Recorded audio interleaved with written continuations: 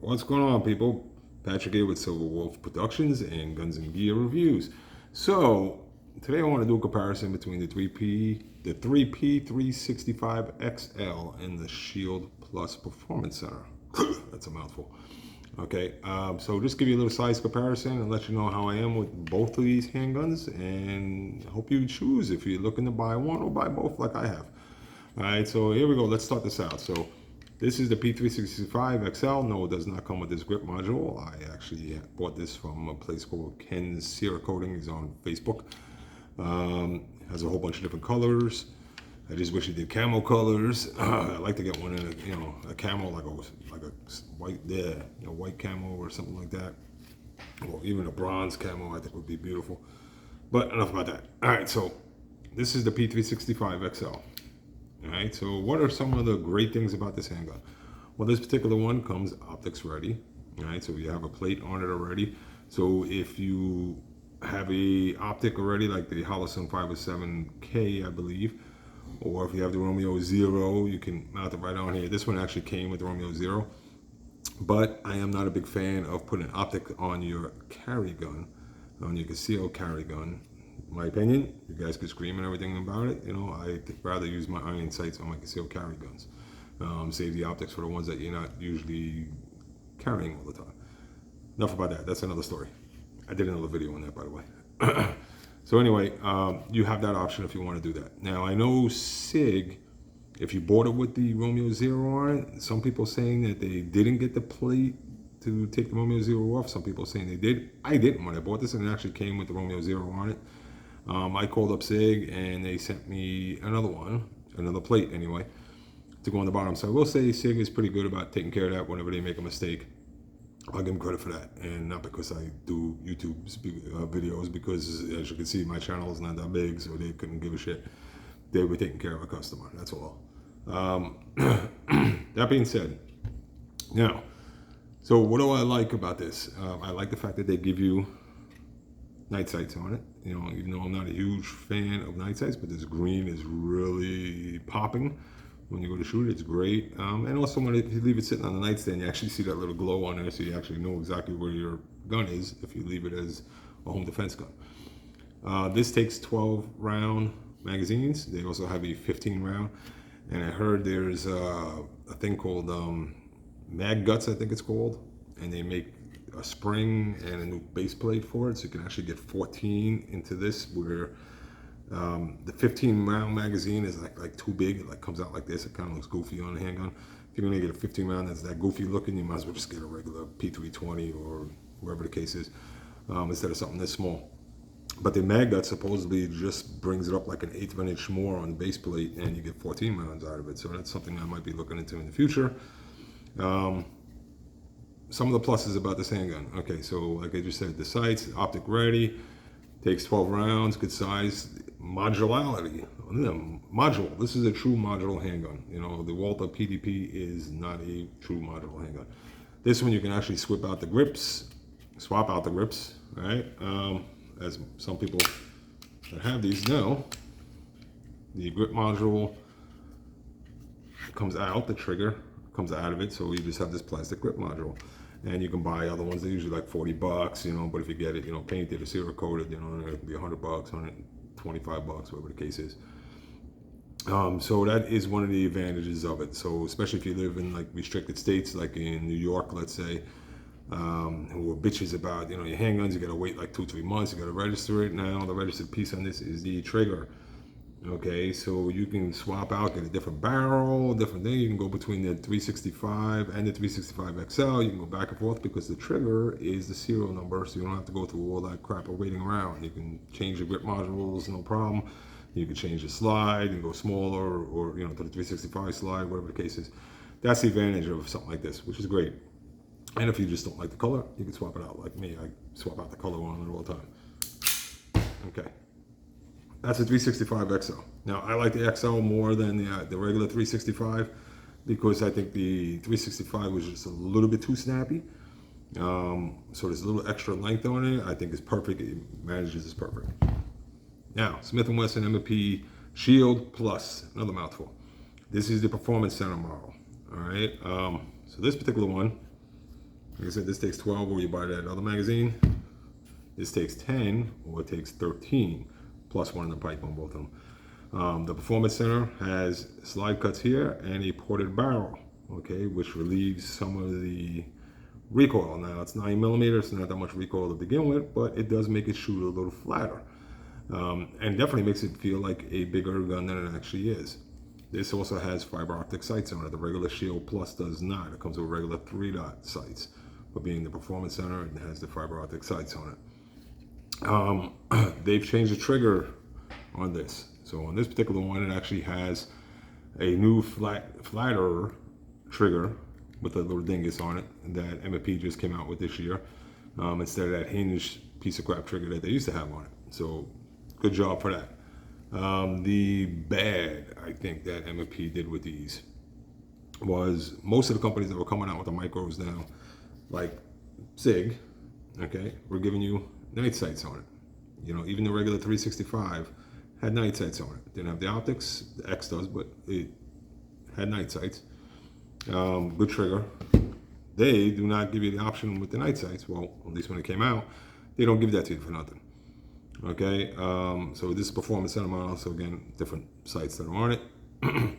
So that is a bad, I think, on SIG, because even the Hellcat, you know, has really nice sights that are on it. The Ruger Max, I think it's called, I haven't got my hands on it yet, or the Hellcat yet. Both of those came with good sights on it, you know. So the Smith & Wesson went with the plain regular thing. So I think that was a mistake with Smith, especially if they're trying to compete with those guys. You know, set the gun up so it's good to go that people will be attracted to it, you know, and give some bonuses in there. Especially the prices that they're asking right now. You know, they should have done that right off the bat. But the Shield had a bigger following. Now, the Shield's been around for a couple of years, and most of the parts are interchangeable between the Shield 1, Shield 2, and even the Shield 3. Me personally, I'm thinking of swapping out the barrel, because someone asked like that. You know, I was thinking of putting like a gold barrel, one of those chameleon barrels in there. Just so, since I got the slide cuts, you can kind of see it, you know, give it a little bling on this gun. You know, I figured, what the hell, why not?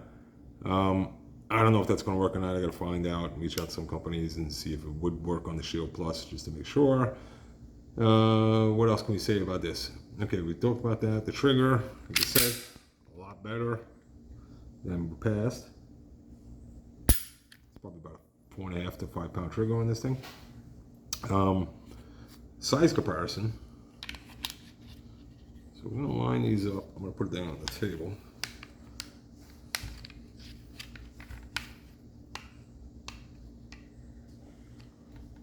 So there you go. So they're pretty much the same size with this little hanging piece on the Smith, without the mags in it. Okay, as far as barrel lengths go, you can see this is about a 1/2 inch longer on the XL, which is here, which is again where it should be. Now if we put the mags in it, so this is the 10 rounder Smith & Wesson one, all right, and the 12 round,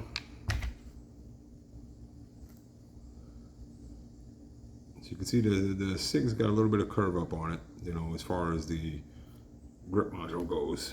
You can see right there, so you got about 1/8 of an inch curve up on it. 12 rounds, 10 rounds. So now let's switch out to the 13 rounder on the Smith. Okay, so that's what that looks like.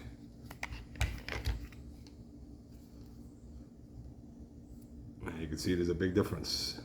Well, not a big difference, but again, about 1/8 of an inch to about 1/4 of an inch difference in the height. Okay, and yeah, you do have a little bit of gap that's on that. Okay, it hasn't pinched me or anything like that, so it doesn't bother me. Let's take that mag out, because that's actually got some rounds in it, and nobody's complaining. So now we got the 10 round back in here. Both great handguns. Price wise, 365xl without the Romeo Zero, I think is running like 6 and change, or right around 600. Before the pandemic hit, it was like in the 575, 550 range. Shield right now, I think, is running, the Shield Plus is running the same thing, like 600 bucks. The Performance Center, 650-ish. All right, so there is your money-wise going. which one do I prefer? Shit. They're both great handguns, to be honest with you. I like both of them. I really can't choose between them both. They both serve their purposes. I like the modular capabilities of this. I wish all handguns were like that, where you could swap it out. I will say, like people always say that, oh, the Shield, got a huge aftermarket out there, because it's been around for so long. It is not. There's not a lot of aftermarket. It's not like Glock. And you think it would be.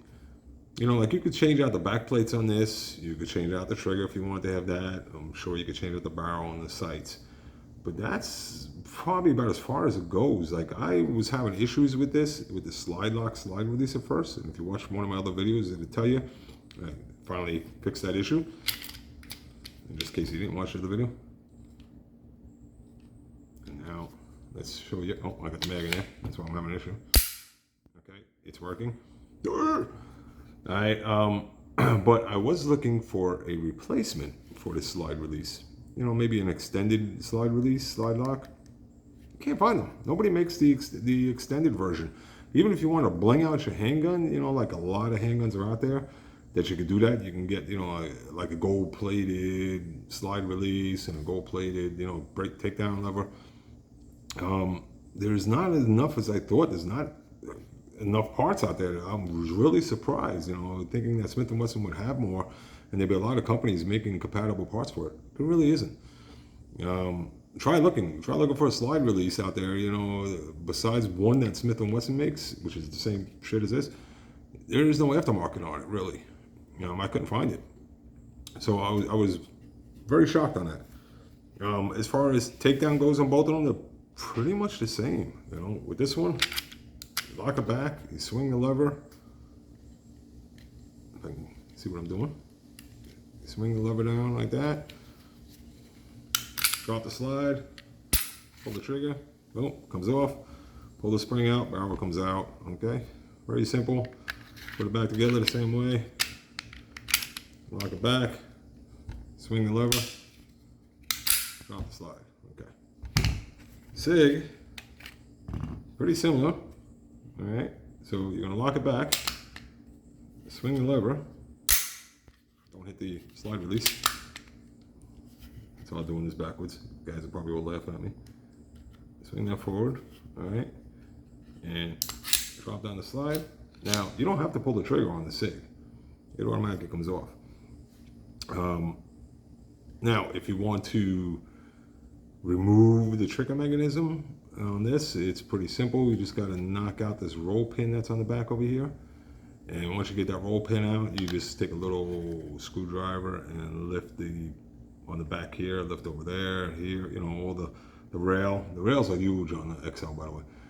You just lift up on it, and it pulls the whole trigger mechanism right out of here, which is great, again. All right, so that was a quick little thing to jiggy. Put this back together. And I said sometimes I got to line up just right. There we go, it's back in. Okay, so there's the differences between the two. Not that many differences. I actually think there's more of an aftermarket right now for the SIG than there is for the Smith & Wesson, but that's me. Any questions or comments, please leave below. Sorry I babbled on. Please like and subscribe. It helps the channel grow. I don't care about monetizing. That's why you hear me cursing once in a while. I don't care about that crap, but I just like to get some information out there for people who like to learn something. Or if I'm doing something wrong, hey, I'll take your opinion on it. All right, thank you very much. Thank you for watching Silver Wolf Guns and Gears and Productions and Reviews. All right, thank you. Have a great day.